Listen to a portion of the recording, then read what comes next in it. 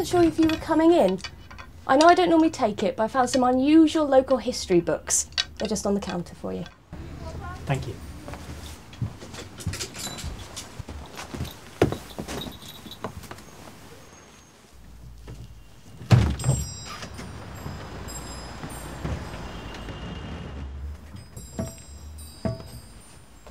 We're closing at past. I won't be long.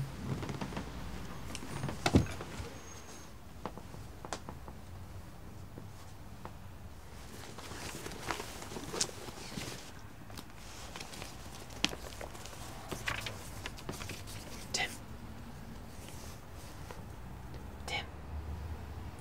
Oh my God. What are you doing here? You said on the news you wanted an interview. Yeah, well, I thought you'd call me and arrange in a time and place. It wouldn't be or very something. clever, would it? I've protected sources' anonymity in the past. I can go if you want. No, wait. Can I record it? What do you think? Audio? No.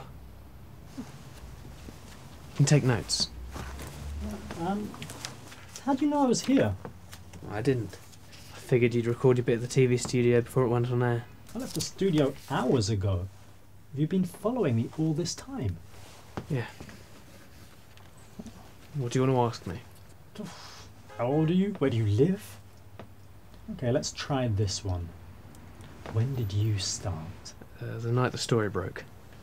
At the Eternal Flame with the homeless guy? Yeah. Quite the entrance. It didn't go as I'd planned. What about the police? What about them? Well, Detective Inspector Ash has gone on the record condemning your activities. I haven't broken the law, have I? Plus, the superintendent seems to like me. I don't really think Mr. Ash would agree. Well, he can come and stop me if he wants.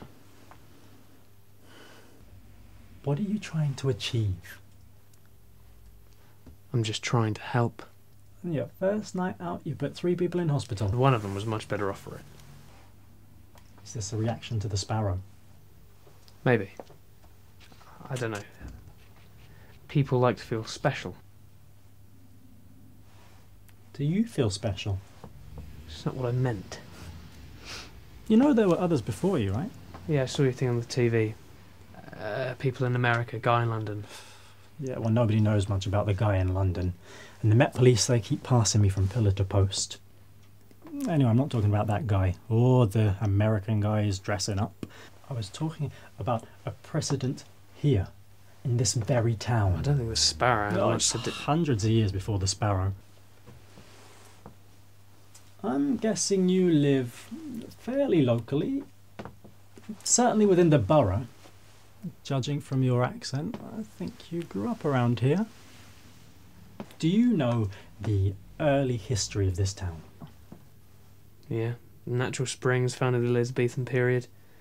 It's supposed to have magical properties. The great and the good came down from London to escape the plague. Yeah, well, it was quite a dangerous journey at the time.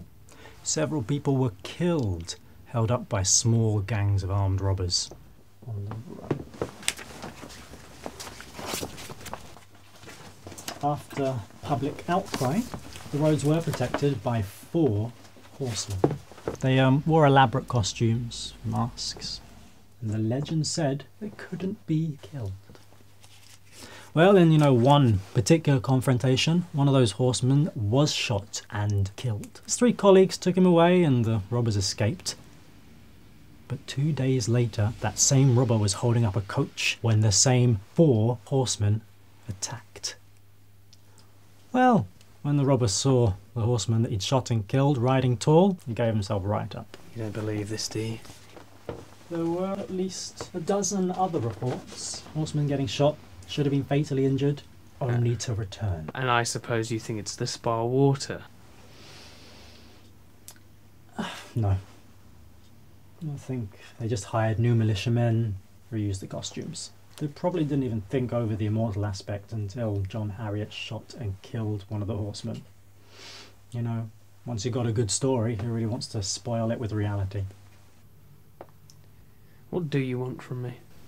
I want a story. I'm sorry if I disappoint.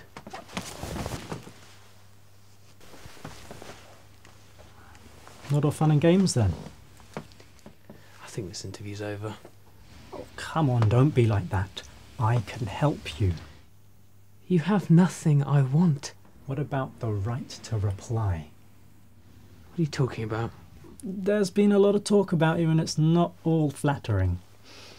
Wouldn't you like a chance to set the record straight? I don't care what people think about me. That doesn't sound like someone who wants to help people. Show me the horseman again.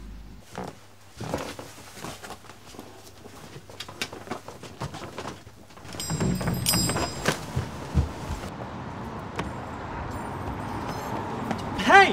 How can I contact you? You can't. What if I've got more questions? I'll find you if I want to.